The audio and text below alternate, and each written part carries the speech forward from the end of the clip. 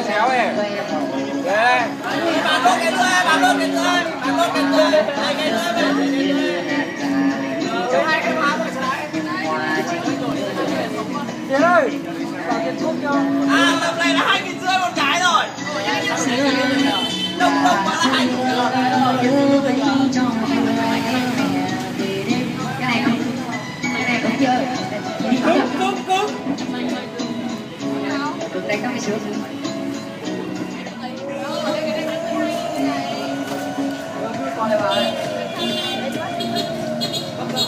Dạ, tôi có đeo.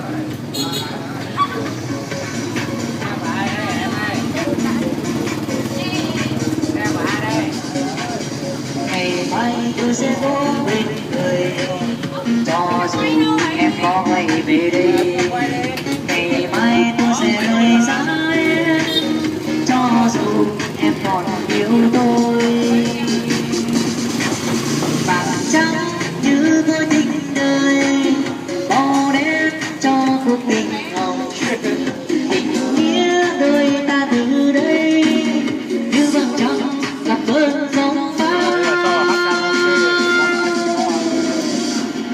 Ta là bỏ đi hết, ta làm lại từ đầu. Ta là bỏ đi hết, ta chẳng ngờ gì nhau. Cho quên đi hết đau hỏi bận tâm ngày sau. Vì một người như thế có đáng hay không? Trên cuộc tình như thế sao ta lại buồn phiền? Vì một người như thế sao nước mắt cứ tuôn rơi? Chắc là tại vì tôi không yêu như người ta. Mau yêu mau quên như mong mong về. Anh ơi, chỉ việc hát thôi, bán bàn trải để cho bọn này lo. Đấy, một cuộc đời người đang thức bổ. Mua 10.000 tiền bàn chải trẻ ra mấy tuổi. Già mua thì trẻ lại, mà gái mua thì đắp chồng em. Khi nào mà chưa người yêu thì ăn mua bàn chải là chiều tối có luôn. Tôi sẽ cố bên người, cho dù em có quay về đây. Ngày mai tôi sẽ rời xa em, cho dù em còn yêu tôi. Vàng trắng như mối tình đời, màu đen cho cuộc tình hồng. Tình nghĩa đôi ta từ đây như vầng trăng gặp cơn giông phá. Ta bỏ đi hết, ta làm lại từ đầu. Ta bỏ đi hết, ta chẳng ngờ gì nhau. Cho quên đi đớt đau khói bóng tâm ngày sau. Vì một người như thế có đáng hay không? Chuyện được tình như thế sao ta lại buồn phiền? Vì một người như thế sao nước mắt cứ tuôn rơi? Chắc là tại vì tôi không yêu như người ta. Mau yêu mau quên như bóng bóng bay.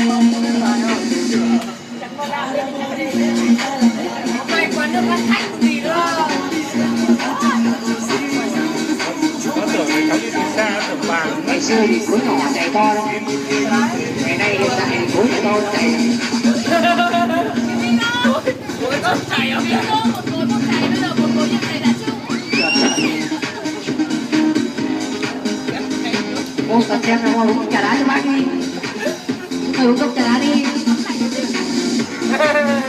Hôm nay là một bộ bạn trai sở thích ngày bên kia đang hàng à? Lâu lâu mới có một kỳ chứ không phải như bánh mì có đều cả năm. Đấy, không một kỳ à? Lâu mới có một kỳ. Không phải ai nào cũng gặp đâu. Em chạy đi bác ơi. Bạn chạy đánh tục căng nha. Cháu phải đưa cho đi. Đấy, không có thích ăn chim mình ấy. Đấy, thích ăn chim. Ngoài ô tôi có căn nhà tranh. Khi bé nhưng đợt sinh đang ngày sống riêng một mình. Nhà ở bên em sống trong giàu sang. Quen lớp nhung đại trang đi về sẽ đón đưa.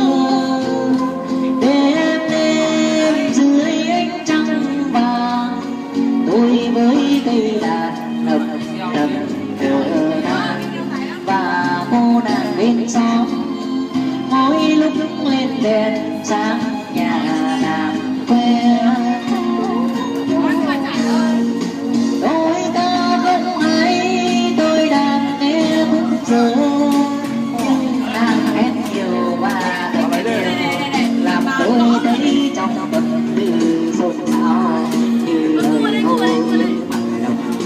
đôi đứa yêu nhau. Hai năm trôi qua nhưng tình không dám nhỏ, tôi sợ thân mình là con mèo, làm sao ước mơ riêng từ mai sau. Tôi sợ ngang trái làm hồng đời chua xót thương đau. Rồi một hôm tôi quyết đi thật xa,